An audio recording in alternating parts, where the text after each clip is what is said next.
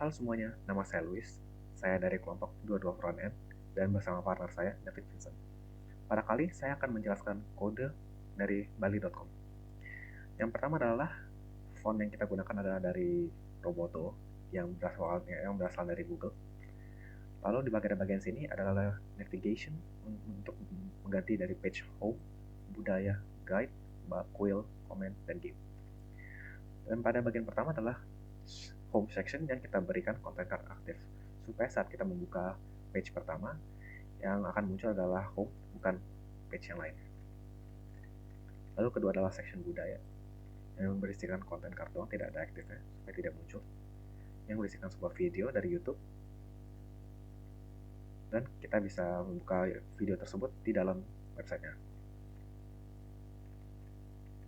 Lalu ada guide section berisikan do's and don't dari website kita, dan quill section yang berisikan tentang kuil-kuil di Bali dan sejarah singkatnya menggunakan image source dari link. Dan yang terakhir adalah lalu ada comment section ya, di mana user bisa memberikan pengalaman dan pendapat mereka dalam perjalanan Bali mereka. Lalu ada game section di mana akan berisikan game yang telah kita buat. Lalu yang kedua ada style CSS, di mana bagaimana cara kita menghias dan memodifikasi dan memberi animasi juga pada website kita. Lalu pada bagian sini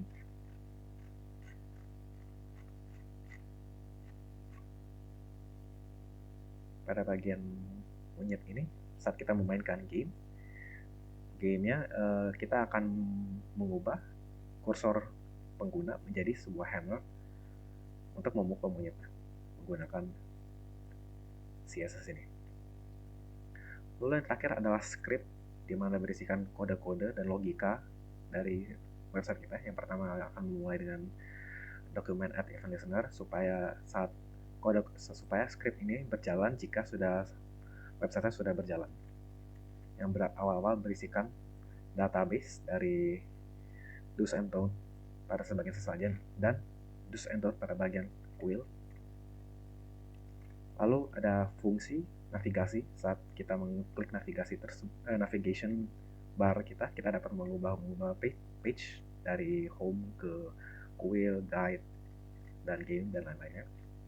Lalu ada fungsi-fungsi untuk membuat komen seperti load comment, create comment, delete comment, dan edit comment.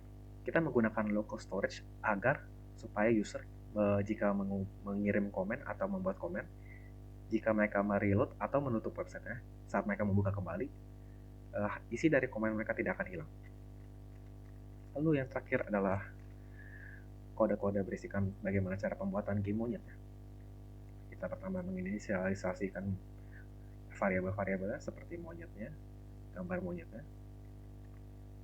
Lalu kita membuat fungsi random waktu dan random monyet. Random monyet ini untuk supaya muncul monyetnya itu random di tempat mana aja. Lalu kita ada fungsi pop monyet, itu dia untuk memulai gamenya. Dia akan memanggil random monyet dan random time serta mengecek apakah sebuah monyet itu monyet spesial atau monyet tidak. Jadi itu monyet spesial akan muncul 1 in 10 chance. Jadi ini adalah monyet yang spesial dan rare dan akan memberikan lebih banyak poin dibanding monyet biasa.